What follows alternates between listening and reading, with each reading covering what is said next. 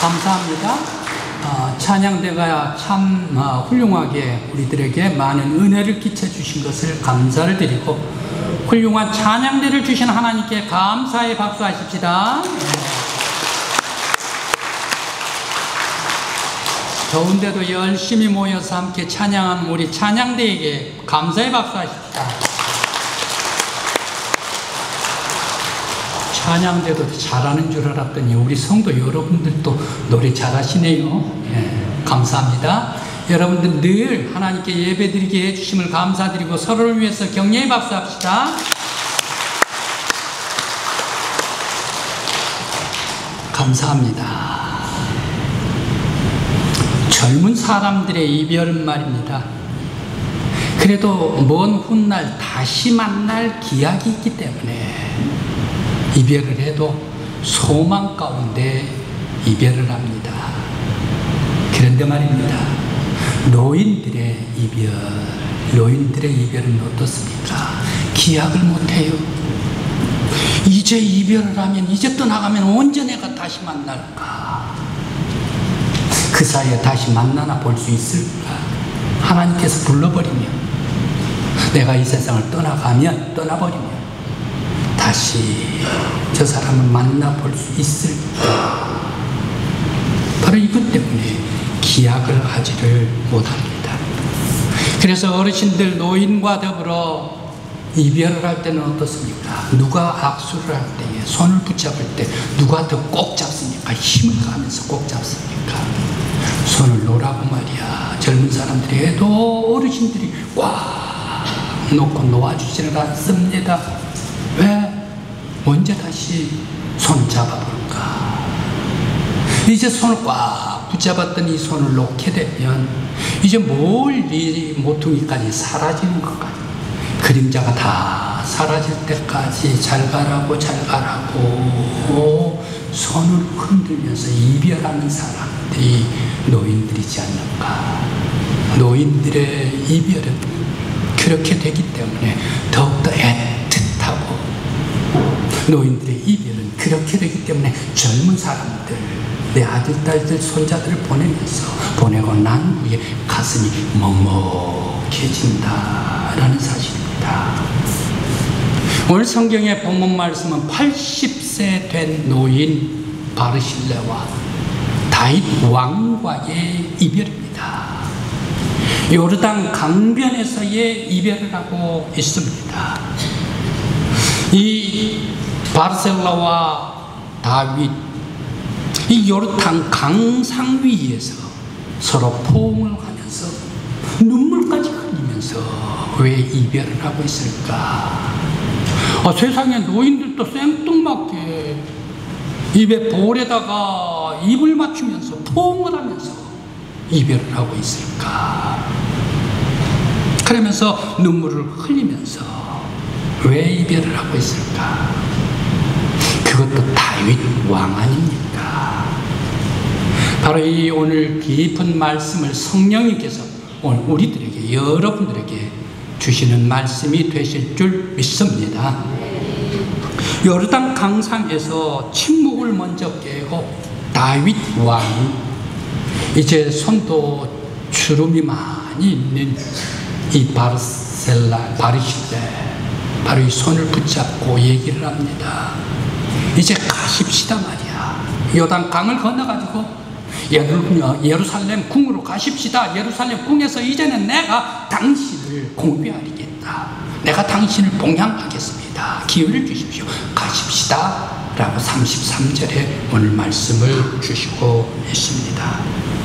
바르실레도 평생을 변방에서 살면서 왕이 자기를 초대를 해주면서 왕궁까지 가자라고 했었을 때에 얼마나 기쁨이었을까. 함께 따라가서 왕의 벗도 되고 또한 왕의 고문도 해주면서 그 편하게 살 수 있을 것 아닙니까? 그러면 자기의 영예도 되고 가문의 영광도 될 수가 있었을 것입니다. 많은 그러나 바르실레는 오히려 이 제안을 눈물을 흘리면서 오히려 거절해버리고 막 강상에 있는 모든 신하들이 다 보고 있습니다. 왕이 잘했단 말이야. 바리실레를 초대를 하는데 잘했다. 그러면서 바르실레가 제가 가겠습니다 라는 대답을 해줄 줄 알았는데 이 바르실레는 거절해버리고 사양해버리고 말았습니다.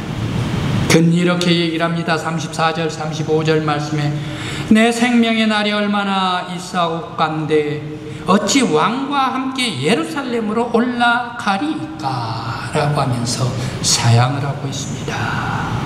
왜 바리새인들 왕의 바리실레인들 왕의 따뜻한 사랑과 배려를 거절을 했을까? 왕 곁에서 말벗이 되어주고 또한 영광스러운 노년을 보내는 것 얼마나 자신에게 있어서는 기쁨이요 가문의 영광일 텐데 말입니다. 그런데 왜 이 다윗 왕의 청을 거절을 했을까? 바리실레의 성에 차지를 안 했을까? 더 많은 것을 왕에게 요구를 하려고 했을까? 아니면 바리실레 그 마음에 또 다른 꿍꿍이 속이 있었기 때문에 거절을 했을까? 왜 왕의 청까지도 사양해버리고 말았을까 생각을 해봅니다. 그런데 말입니다. 아무리 좋았다 하더라도 이 노인네가 아무리 아들에게 쫓겨난 다윗 왕이지만 그래도 다윗 왕인데 그리고 또 다시 반란을 제압을 하고 아들을 제압하고 황궁하고 있는 다윗 왕인데 이 다윗 왕 앞에서 왜 거절을 했을까? 왕의 비위를 거스르면 당장 목이라도 날아갈 수 있을 것인데 왜 바리실레는 왕의 청을 거절을 했을까 생각을 해봅니다. 바리실레는 길앗 마하나임으로 왕이 피난을 왔습니다. 아들의 피난, 압살롬의 반란 때문에 피난을 와가지고 요르단강을 건너가지고 마하나임까지 왔습니다. 마하나임까지 왔을 때에 바리실레는 다윗 왕에게 쓸 것을 줍니다. 빈손으로 허겁지겁 빠르게 궁궐을 비워야 했기 때문에 걸음아 날 살려라. 다윗 왕도 빠르게 피난 왔지 않습니까? 가지고 온 것이 아무것도 없었습니다. 그때 다윗에게 침상도 가져다 줍니다. 그러면서 그릇도 가져다 줍니다. 곡식도 먹게 해줍니다. 그리고 음식도 줍니다. 거기에 꿀도 줍니다. 포도주도 줍니다. 그러면서 치즈도 줍니다. 우유도 줍니다. 먹을 것을 다 다윗에게만 줍니다. 다윗에게만 줍니까? 또 다윗에게 함께 따라온 그 많은 신복들에게도 전부 다 제공했던 사람이 바로 이 바르실레 아니었습니까? 그런데 이 바르실레가 이제 다시금 다윗 왕이 이제 반란을 정렬을 하고 예루살렘으로 황궁을 한다라고 해서 이제 요르단 강상까지 바르실레가 전송하기 위해서 왕을 쫓아왔습니다. 왕께서 호의를 베풀었는데 왕의 호의를 거절했던 이 바르실레, 저는 갈 수 없다라고 얘기를 거절을 했지만 대신 자신의 속내 뜻을 왕 앞에 내비치고 있습니다. 37절 말씀입니다. 저 대신 젊은 종 김함이 있습니다. 김함을 추천합니다. 김함이 여기 있사오니 청컨대 그가 내 주 왕과 함께 건너가게 하옵시고 왕이 처분대로 그를 그에게 베푸소서라고 왜 이렇게 말했을까 생각을 해봅니다. 우리들은 바르실레에게 한 번도 놀라지 않을 수 없습니다. 왕의 청원은 사양하고 거절했으면서 자기의 소원은 왕께 들이밀면서 이것을 해 주십시오 라고 자기의 소원을 청원했던 바르실레였습니다. 바로 왜 이렇게 왕의 청원은 거절을 하면서 자기의 소원, 소청을 들어달라라고 왕께 들이밀었을까? 과연 바르실레는 바로 이 겸손한 어른이라기보다 오히려 협상력이 강한 노인의 원로가 아닐까 이런 생각도 들기도 합니다. 왕이 피난 와가지고 왕을 잘 봉양을 해가지고 왕의 마음을 사가지고 이제 떠나가면 자기의 사람을 왕 곁에가 딱 심어 놓으려고 기맘을 추천한 것이 아닌가. 과연 바르실레는 왕에게 순수한 사람이었을까? 아니면 악한 기회주의자적인 그런 실리를 챙기는 사람이었을까? 이 바르실레의 마음 무엇이었을까 생각을 해봅니다. 그런데 바르실레는 결코 사악한 기회주의자가 아니었습니다. 그는 왕의 친분을 이용한 사람도 아니었습니다. 왕이 피난 온 처음부터 끝까지 이곳에 살 동안에 왕에게 자신의 모든 것을 다 대접하면서 공개하면서 끝없이 충성을 다하고 끝없이 복종했었던 겸손한 사람이 바르실레였습니다. 그런데 왜 바르실레 앞에 있는 왕은 바로 이 보통 왕입니까? 다윗 왕 아닙니까?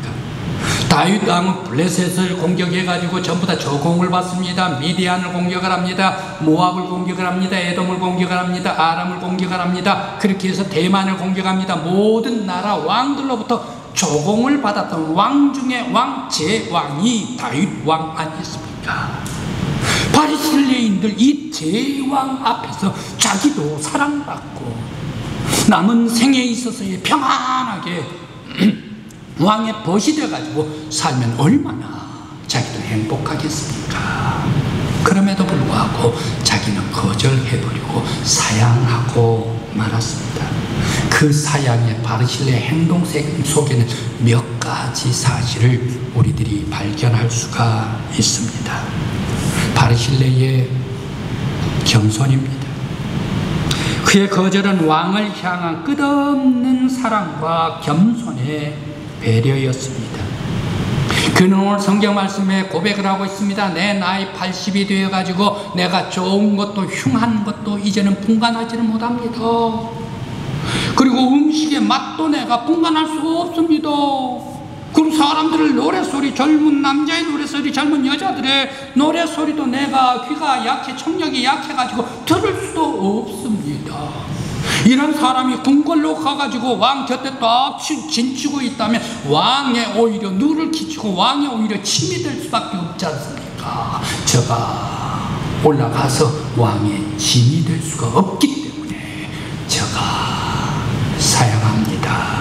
바로 진심 어린 사랑의 사양이었습니다. 또한 바르실레는 충성을 다한 충신이었습니다.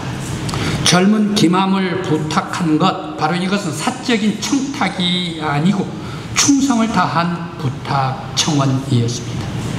늙고 감각 없는 자신이 왕의 곁을 차지하는 것보다 젊고 유능한 실무자적인 그런 사람이 왕을 보필하는 것이 훨씬 왕과 국사에 대해서 더 도움이 되겠다라고 해서 바로 이 김함을 청구를 하고 있습니다. 자신의 영예가 아닌 왕의 나라와 그리고 또 왕위가 굳건하게 지켜지기를 원하는 그런 충직한 마음으로 김함을 청구하고 있는 바르실레입니다. 김함을 추천한 것은 또한 젊은이에게 길을 열어주는 자신의 희생이었습니다. 바르실레도 남은 생에 왜 왕의 벗이 되어가지고 기쁨으로 호요시가면서 살기를 원하는 것이 바르실레였을 것입니다. 그러나 바르실레는 결코 자기의 영달을 위해서 호의호식을 찾지를 아니했습니다. 젊은 사람 기맘을 청구해가지고 그 젊은 사람의 앞길을 열어주는 사람이 바르실레였다라는 사실입니다. 바르실레가 오늘 말씀을 주시는 것과 같이 어떻습니까? 바르실레는 지혜로운 사람입니다. 영특한 사람입니다. 그러면서 경험도 많은 사람입니다. 왕 곁에 지금 막 가가지고 보필을 한다면 젊은 기맘보다 훨씬 더 바르실레가 더욱더 왕을 보필을 잘할 수 있는 사람이 바르실레 아닙니까? 그럼에도 불구하고 바르실레는 자기를 희생하고 내려놓고 젊은 사람의 길을 열어주는 사람이 바르실레였다라는 사실입니다. 바르실레가 말을 오늘 말씀을 주시는 것과 같이 어떻습니까? 바르실레는 지혜로운 사람입니다. 영특한 사람입니다. 그러면서 경험도 많은 사람입니다. 왕 곁에 지금 막 가가지고 보필을 한다면 젊은 기맘보다 훨씬 더 바르실레가 더욱더 왕을 보필을 잘할 수 있는 사람이 바르실레 아닙니까? 그럼에도 불구하고 바르실레는 자기를 희생하고 내려놓고 젊은 사람의 길을 열어주었다라는 사실입니다. 오늘날 많은 어른들, 우리 사회 많은 어른들은 젊은이들 경험과 식견이 없어 라고 책망하고 나무랍니다. 바로 이런 사람들이 오늘날 어르신들입니다. 그런데 오늘날 어르신과는 달리 바리새인은 젊은 사람들을 위해서 자신을 희생하기까지 따뜻하게 배려해주고 기회를 주었던 사람, 추천까지 해줬던 사람이 바리새인 늙은 어르신이었다라는 말씀입니다. 한결같이 바리새인은 다윗 왕이 피난 와가지고 다시 황궁하도록까지 그는 왕 앞에 겸손했습니다. 가진 것을 아낌없이 제공했던 헌신적인 사람이었습니다. 그러면서 왕에게 아낌없이 사랑을 베풀어 주었던 사람이, 끝없는 사랑을 베풀어 주었던 사람이 바리새인. 그러면서 자기의 희생적인 헌신을 드렸던 사람이 바리새인이었다라는 말씀입니다. 충성스러운 노종, 하나님의 사람 바리새인이었습니다. 저는 오늘 우리나라 사회, 우리나라와 우리 사회와 그리고 우리 교회 안의 어르신들이 모두가 다 바리새인과 같은 하나님의 사람들이 되기를 간절히 기원합니다. 뿐만 아니라 바로 이런 어르신들이 교회 안에서 활동하고 생활할 때, 기도하고 생활할 때에 젊은 사람들은 바로 이 바리새인처럼 어르신들을 잘 존경하고 사랑할 수 있는 우리 젊은이들이 되시길 간절히 기원합니다. 헌신과 희생의 사람이 있을까? 성경 말씀 속에 찾아보았더니 요셉이에요. 요셉 그는 어떻습니까? 형들이 팔아치워버렸습니다. 형들이 처음에 굴에다가 집어넣어버렸습니다. 힘들었습니다. 그런데 인신매매로 팔아치워버렸습니다. 그래가지고 보디발의 집에 가서 노예가 됐습니다. 그걸로 끝난 게가 아니라 감옥에까지 들어가고 말았지 않습니까? 이 고생이 시킨 사람들이 형님들 아닙니까? 그런데 때가 왔습니다.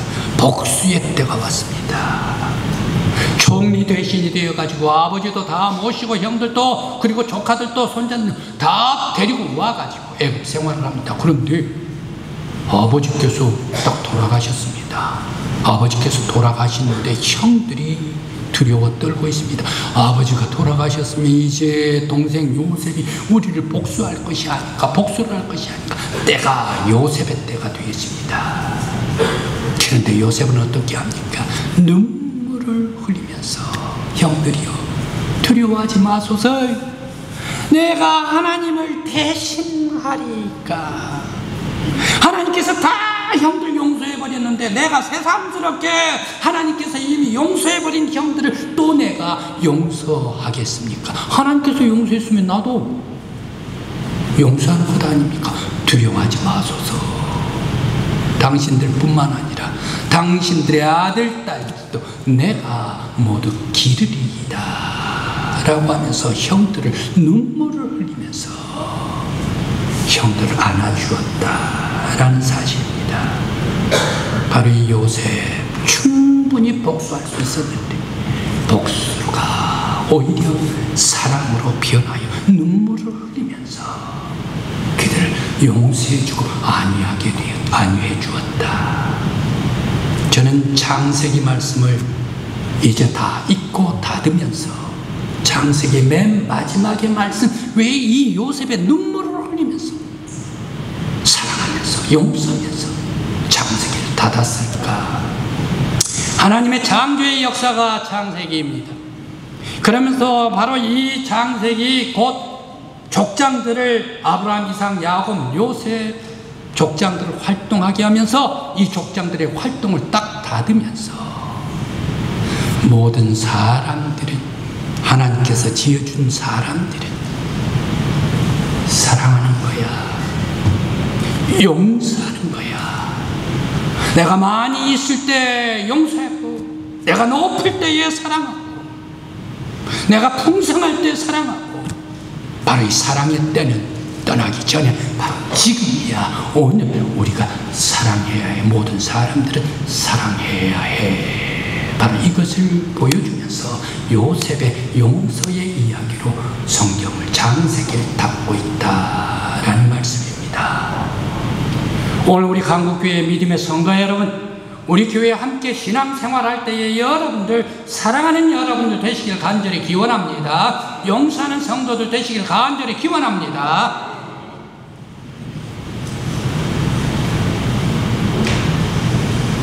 사랑은 항상 희생 곁에 희생을 먹고 자라는 것이 사랑이다. 사랑이 아름다울수록 희생의 깊이가 깊어가는 것이 사랑이다라는 것을 깨닫게 됩니다. 에녹 아든이라는 그런 소설이 있습니다. 영국의 알프레드 테니슨이 쓴 책입니다. 소설입니다. 1870년대의 소설입니다. 에녹 아든이 영국의 바닷가 마을에서 살았습니다. 예쁜 아내 애니 리와 그리고 두 아들과 함께 바닷가에서 어부로서 생활을 하게 되었습니다. 그런데 이 에녹 아든이 자기 아들딸이 커 자라나는 것을 볼 때, 야, 이거 큰일 났다. 내가 좀 돈을 좀 많이 벌어가지고 내 자녀들을 잘 길러야 되겠다 해가지고 외항선을 탔습니다. 외항선 타고 멀리 나갔는데 폭풍이 쳤습니다. 그 배에 폭풍이 쳐가지고 이 배가 파손돼 버리고 말았습니다. 실종되었죠. 그래, 에녹 아든이 오지를 않았습니다. 몇 년이 돼서 오지를 않았습니다. 거의 5년간 지나갑니까? 그런데 이 아내 애니 리, 집에서 아이들 자라는데 어떻게 했으면 근근히 힘들게 아이들을 거뒀습니다. 내 아이들 거지가 되면 안 되는데 열심히 거뒀습니다. 그런데 그 주변에 사람 필립이 있었습니다. 이 필립은 자기의 남편 에녹 아든의 젊었을 때 친구였습니다. 이 필립도 어렸을 때에, 젊었을 때에 이 애니 에녹 아든의 아내를 멀리서 짝사랑을 했었습니다. 그런데 본주 에녹 아든이 데려가 버리니까 할 수 없이 뺏겨버리고 말았습니다. 그 필립이 아직 장가를 가지를 않았습니다. 그러면서 주변에서 항상 애니 리에게 구애를 해왔습니다. 그러면서 이 아이들 키우기가 힘들었었습니다. 거지로 키울 것인가. 그리고 집에 크고 작은 일들이 있었습니다. 그때마다 필립이 와가지고 도와줍니다. 그러면서 주변에 많은 사람들이 이제 5년이 지나가 버렸기 때문에 너의 남편은 죽었다 라고 이렇게 얘기를 합니다. 그러면서 5년 지나가면서 애니리도 자기의 남편 에녹 아든이 죽었을 것이다 라고 확신하면서 필립의 구원을 받아들였습니다. 그러면서 새롭게 그 가정을 시작을 했습니다. 한편 에녹 아든은 배가 난파된 후에 무인도에 가서 표현을 했습니다. 들어가서 오랫동안 살게 되었습니다. 5년이 훌쩍 지나갔습니다. 5년도 또 훌쩍 지나가 10년이 지나가는데 지나가는 상선에게 발견됐습니다. 그렇게 해가지고 꿈에도 그리던 고향으로 오게 되는데 무인도에서 생활을 하는데 사랑스러운 예쁜 아내를 생각하고 사랑스러운 자녀들을 생각할 때에 바로 그것이 내가 고향으로 간다, 내 아들들을 만난다, 내 아내를 만난다, 이것이 소망이 되어서 삶의 희망이 되었습니다. 이제 자기의 집에 깜깜한 밤에 한국에 도착하고 늘 다녔었던 그 골목길로 해가지고 밤에 자기의 담으로 이렇게 올려다 보았습니다. 불빛이 희미하게 보이는 그 불빛 밑에서 아내는 바느질을 하고 있고 그 곁에는 아이가 있었습니다. 아니, 아이가. 그런데 또 그 곁에는 남자의 목소리가 들려왔습니다. 그리고 두 아들도 또 함께 있었습니다. 그 모습이 너무너무 행복하게 살고 있었습니다. 그래 눈을 의심했습니다. 이곳이 내 집인가? 내 집이었습니다. 그런데 내 아내가 내 애들이 맞습니다. 사랑스러운 아내. 두세 자녀, 두 아들들이 내 아들인가? 그런데 자기 친구 필립이 함께 앉아서 행복한 가정을 꾸리고 있었습니다. 아내가 행복하게 사는 것은 좋았습니다만 그러나 덜 큰 마음이 내려앉았습니다. 내가 이 집에 나타난다면 이 집의 행복이 풍지박산 날 것이 아닌가. 아주 이 에녹아드는 고민이 되었습니다. 내가 나타날 것인가 사라질 것인가. 에녹아드는 결단을 했습니다. 내 아내의 행복을 지켜주기 위해서, 내 자녀들의 행복을 지켜주기 위해서 내가 조용히 사라져야 되겠다 라고 해가지고 자기 마을의 모퉁이에 있는 모퉁이 집방 하나를 구했습니다. 그러면서 아내가 있고 자녀가 있는 곳에 먼지에서 바라보면서 그곳에서 올라오는 그런 감정을 꾹꾹꾹꾹 누르면서 살아가게 되십니다. 살아갈 때 꾹꾹 감정을 누르다가 보니까 병이 들었습니다. 중병이 들었습니다. 바로 이 여주인에게 얘기를 합니다. 비로소 자기를 얘기를 합니다. 내가 10년 전에 떠났었던 에녹 아들입니다. 나는 중병에 죽게 될 것입니다. 그런데 내가 죽었다라는 얘기를 결코 하지 마십시오. 필립에게만 하십시오. 친구에게만 하십시오. 그러나 아내에게, 자녀들에게는 말해주지 마십시오 라고 유언을 하면서 홀로이 자기의 가족들이 있는 그 마을 어귀 귀퉁이방에서 숨을 거두게 되었습니다. 바로 이러한 숭고하고 아름다운 사랑, 자기 아내 자녀들을 지키기 위한 그런 아름다운 사랑, 이 얘기가 온 동네에 퍼지게 되십니다. 바로 이 아름다운 사랑, 숭고한 사랑에는 반드시 애틋한 발의 아픔이 그 곁에 희생이 있다라는 사실입니다. 오늘 성경 말씀에 다윗 왕과 바르실레 요르단 강변에서 포용을 하며 눈물을 흘리고 있습니다. 늙은이들이 사랑을 나누고 있습니다. 누가 이 강변에서 눈물을 흘리고 포옹을 하고 있는 이 노인네들의 사랑을 생뚱맞다라고 이야기하겠습니까? 참 아름다운 사랑. 떠나가면 80세가 넘었기 때문에 다시 기약이 없는 그 길의 이별. 바로 그들이 흘리는 눈물이 홍수가 되어서 요르단 강물에 흘러들어서 그날따라 요르단 강물이 넘실거리며 흘러가게 되었습니다.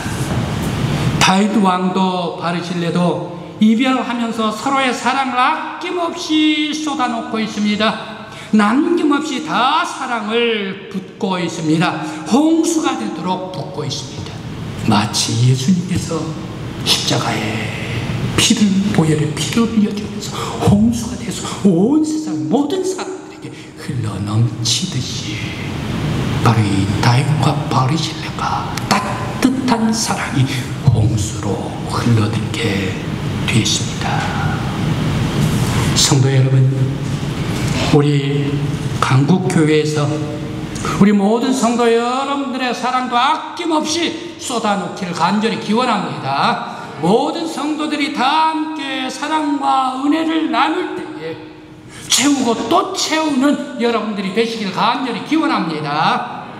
그러면서 우리들의 사랑도 홍수가 되도록까지 흐르게 하는 여러분들이 되시길 간절히 기원합니다. 바로 이 사랑이 어르신들에게도 사랑하고 젊은 사람들에게 사랑하고 장년들도 사랑하고 여성들도 사랑하고 젊은 청년들도 사랑하고 어린 아이들도 우리 교회 안에서 홍수와 같이 사랑을 쏟아놓을 수 있는 우리 강국교회 사랑이 되시길 간절히 기원합니다. 저는 그러면서 또한 행여 우리들 안에 맺혀있는 원수가 있습니까? 미워하는 사람이 있습니까? 그들에게도 쏟아놓을 수 있는 우리의 사랑, 강국교회 사랑이 넘치길 간절히 기원합니다. 저는 이런 꿈을 꿉니다. 우리 강국교회 성도들의 사랑이 50천에 흘러들고 강구항을 돌아 동해의 태평양을 넘어서 천국의 생명의 강가에 도달할 사랑을 올려 보낼 수 있는 그런 꿈이 우리 강국교회 사랑에서 이루어지기를 바랍니다. 마치 예수님께서 십자가에서 흘려주신 보혈의 피가 홍수로 흘러 우리 교회에 들어왔던 것과 같이 그 은혜와 사랑이 우리 강국교회에서 충만히 넘쳐나는 저와 여러분들의 사랑이 되시길 간절히 기원합니다.